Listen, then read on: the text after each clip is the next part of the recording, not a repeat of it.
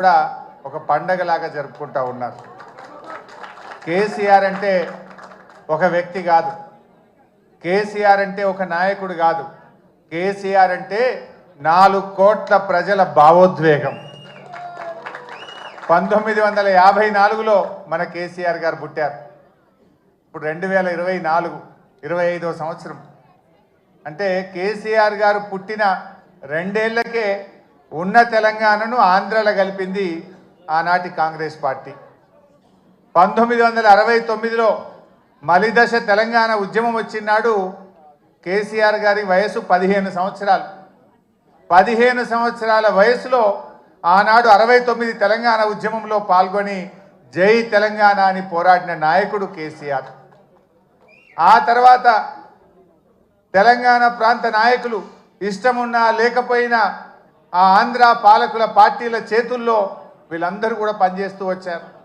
కేసీఆర్ గారు కూడా తెలుగుదేశంలో పనిచేశారు. ఎప్పటికప్పుడు తెలంగాణ కోసం పార్టీలో ఉంటూనే మాట్లాడుతూ వచ్చారు. కానీ అన్నీ గమనించిన తర్వాత ఇంకా రాష్ట్ర ఏర్పాటు తప్ప తెలంగాణకు మోక్షం లేదు, సమైక్య రాష్ట్రంలో న్యాయం జరగదనుకున్నారు కనుక ఆనాడు కరెంటు బిల్లులు పెంచితే ఇది తెలంగాణ రైతుల పాలిట ఉరితాడైతుందని చెప్పి అన్నీ ఆలోచించి వందల వేల గంటల మేధోమదనం జరిపి తెలంగాణ ఉద్యమానికి కేసీఆర్ గారు శ్రీకారం చుట్టారు. కానీ ఆ రోజు ఒక అపవాదం ఉండేది, ఎవరు జై తెలంగాణ అన్నా పదవి కోసమే జై తెలంగాణ అంటున్నారని. 69కి 2001 మధ్య అనేక మంది నాయకులు జై తెలంగాణ అని ఉద్యమాన్ని ప్రారంభించుడు, పదవి రాగానే మధ్యలో వదిలిపెట్టుడు. దానివల్ల ప్రజల్లో ఒక అపనమ్మకం, ఎవరైనా పదవి కోసమే చేస్తారు అనేటువంటి ఒక అపనమ్మకం ఏర్పడ్డది. ఆ అపవాదును తొలగించడానికి ఆనాడు 3 పదవులను గడ్డిపోచలాగా త్యజించి తెలంగాణ ఉద్యమాన్ని ప్రారంభించాడు. ప్రజల్లో నమ్మకాన్ని కలిగించిండు మన కేసీఆర్. డిప్యూటీ స్పీకర్ పదవిని, ఎమ్మెల్యే పదవిని, రాష్ట్ర కార్యదర్శి పదవిని అన్నింటికి కూడా రాజీనామా చేసి ఆ రోజు ఉద్యమాన్ని ప్రారంభించి ప్రజల్లో ఒక నమ్మకాన్ని కలిగించారు. ప్రొఫెసర్ జయశంకర్ గారు మాతో అనేవాడు, ఎప్పుడన్నా మేము మాట్లాడితే నాకు కేసీఆర్ మీద సంపూర్ణమైన విశ్వాసం ఉంది, ఈయన నాయకత్వంలో తెలంగాణ వస్తుందని నేను నమ్మిన కనుక కేసీఆర్ వెంట నడుస్తున్నా, కేసీఆర్ను ఆశీర్వదిస్తున్నా అని జయశంకర్ గారు చెప్పారు. అంటే అట్లా జయశంకర్ లాంటి ఎంతోమంది మేధావులు కేసీఆర్ గారి మీద విశ్వాసంతో వారితో కలిసి నడిచిండ్రు. ఆ నమ్మకాన్ని కూడా కేసీఆర్ గారు నిలబెట్టిండ్రు. మనకు తెలుసు, నా అదృష్టం 2001 నుంచి కూడా కేసీఆర్తో పనిచేసే అదృష్టం నాకు దొరికింది. నేను చూసేవాడిని కేసీఆర్ ఎంత మదన పడేవాడో, ఎంత బాధపడేవాడో దగ్గరగా చూసేవాడిని. కొంతమంది కేసీఆర్ గారి మీద వ్యక్తిత్వ హననానికి పాల్పడేవారు. రకరకాలుగా ఆయనను ఎన్ని రకాలుగా బదనాం చేసేవారంటే, ఒకడైతే ఇక బీమార్ అయింది ఇక లేస్తనే లేడంటాడు, ఇంకోటి అంటాడు.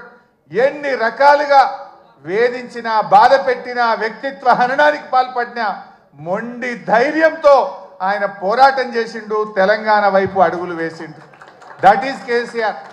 ఎక్కడ బాధపడ్డా, కుంగిపోయినా, వెనకడుగు వేసిన, పదవులకు ఆశపడినా ఇవాళ మనం తెలంగాణలో ఉండేవాళ్ళం కాదు.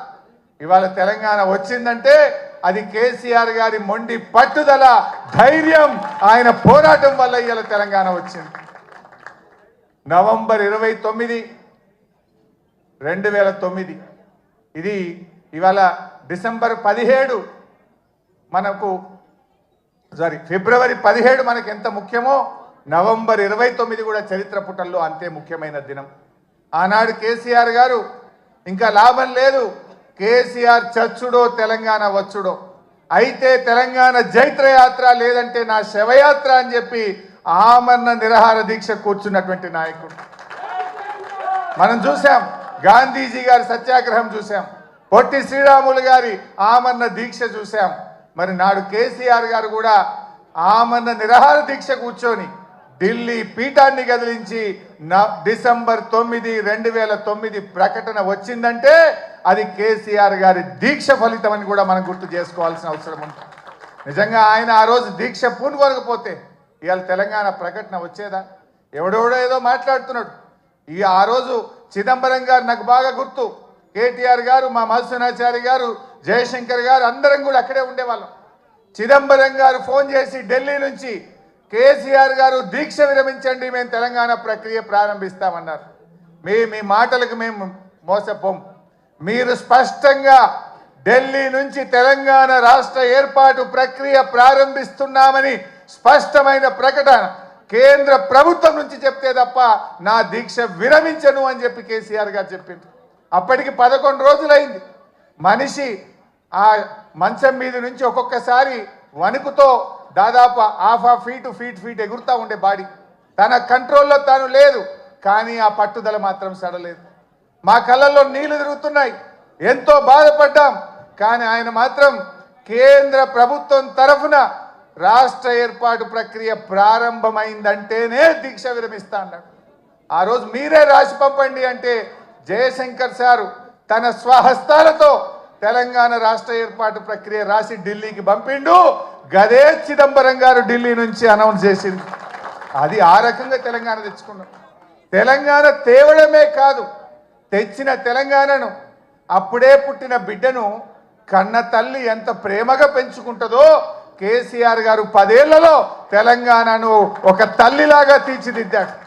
ఒక తల్లిలాగా, ఒక తండ్రిలాగా ఈ తెలంగాణను బంగారు భవిష్యత్తు వైపు అడుగులు వేసింది. ఏ తల్లైనా పుట్టిన బిడ్డను నాకంటే గొప్పగా ఉండాలని, బంగారు భవిష్యత్తు ఉండాలని ప్రతి తల్లి తన కొడుకు కోసం, తన బిడ్డ కోసం తపిస్తుంది.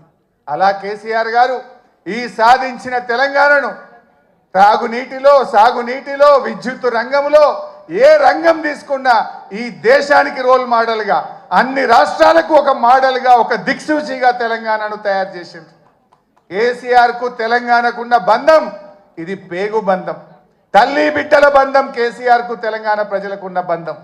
కొంతమంది తెలిసి తెలియక మాట్లాడుతుంటారు, కానీ కేసీఆర్ ప్రతి నిమిషం తెలంగాణ కోసమే ఆలోచించిండు. ఈ మధ్యలో రేవంత్ రెడ్డి మాట్లాడుతుండు, నేను 20